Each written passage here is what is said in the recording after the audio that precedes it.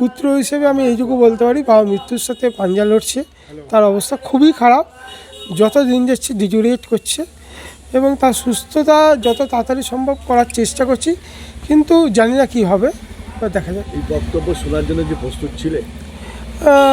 দেখুন, এরকম বক্তব্য আগেও অনেক শুনেছি, তো এইটা গায়ে হয়ে গেছে। অভিষেক ব্যানার্জি মুকুল রায়ের মতন একজন মানুষকে, হয়তো কারো সঙ্গে কারো মন নাও মিলতে পারে, কিন্তু মুকুল রায় এখনও তৃণমূলের যে উত্তরীপরীয় ছিল, তৃণমূলে জয়েন ছিল অভিষেক ব্যানার্জি, সেই মুকুল রায়কে গদ্দার বলেছে অন ক্যামেরা, পাবলিকলি।